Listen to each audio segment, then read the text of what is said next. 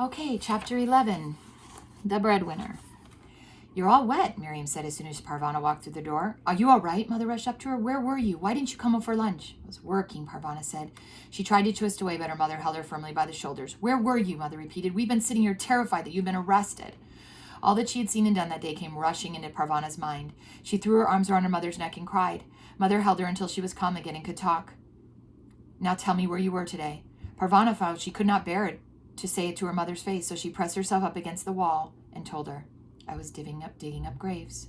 You were doing what? Nori asked. Parvana left the wall and sat down in the tow shack. She told them all about her day.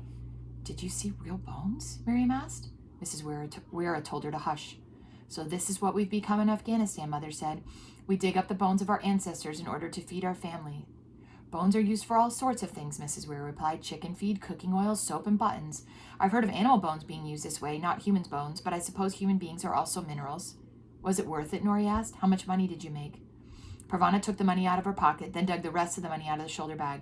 She put it all on the floor for everyone to see. All that for digging up graves, Mrs. Weir breathed. Tomorrow you'll go back to reading letters. No more of the digging, Mother declared. We don't need more money that badly. No, Parvana said to her mother. I beg your pardon? I don't want to quit yet. Shazi and I want to buy trays and things to sell from the trays. I can follow the crowd that way instead of waiting for the crowd to come to me. I can make more money. We are managing fine on what you are earning from your letters. No, Mother, we're not, Noria said.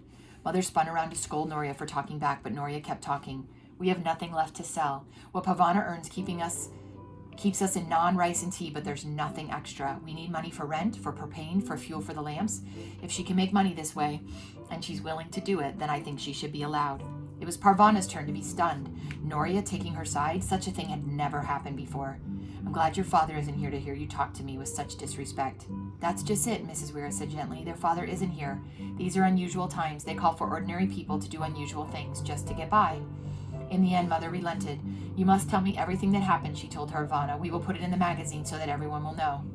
From then on, she sent Parvana off to work with a little packet of naan for her lunch, since she won't be back at midday. Although Parvana got very hungry during the day, she couldn't bear to eat in the middle of the field of bones. She gave her naan to one of Kabul's many beggars so that someone could get some use of it. At the end of 2 weeks, they had enough money to buy the trays with straps to go around their necks to carry them. We should sell things that don't weigh much, Shazia said. They decided on cigarettes, which they could buy in big cartons and sell by the pack. They also sold chewing gum by the pack and sometimes by the stick.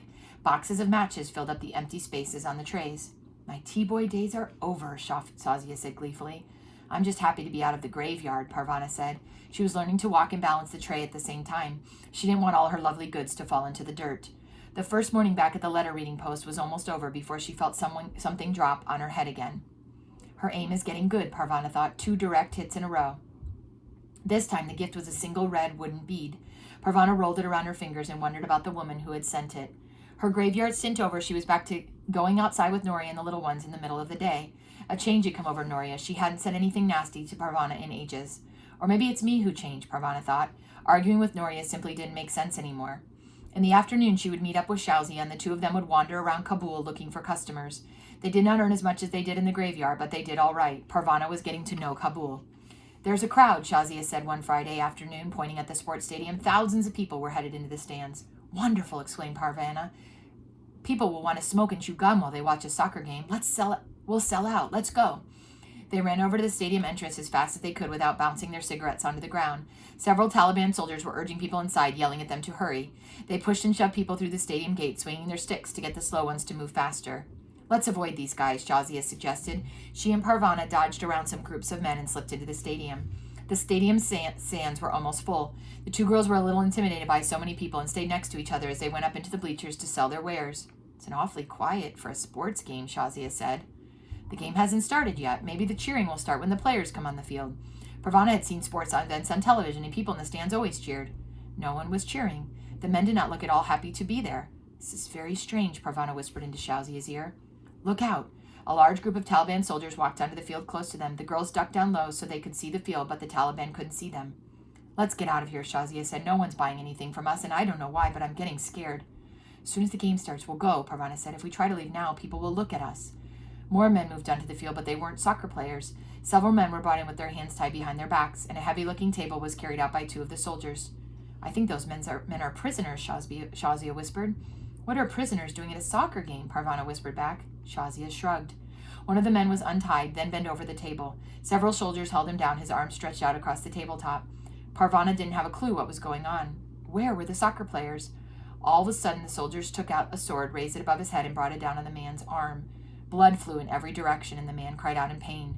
Next to Parvana, Shazia started screaming. Parvana clamped her hand over Shazia's mouth and pulled her down to the floor of the stadium stands. The rest of the stadium was quiet. There was no cheering. Keep your heads down, boys, a kind voice above Parvana said. There will be time enough when you are old to see such things. The cigarettes and gum had fallen off their trays, but the men around them gathered up the spilled items and returned them to the girls. Parvana and Shazia stayed huddled among people's feet, listening to the sword thwack down on 6 more arms. These men are thieves, the soldier called out to the crowd. See how we punish thieves? We cut off one of their hands. See what we do? Parvana and Shazia did not look. They kept their heads down until the man with the kind voice said, It's over for another week. Come now, raise yourselves up. He and several other men surrounded Parvana and Shazia, escorting them out of the stadium.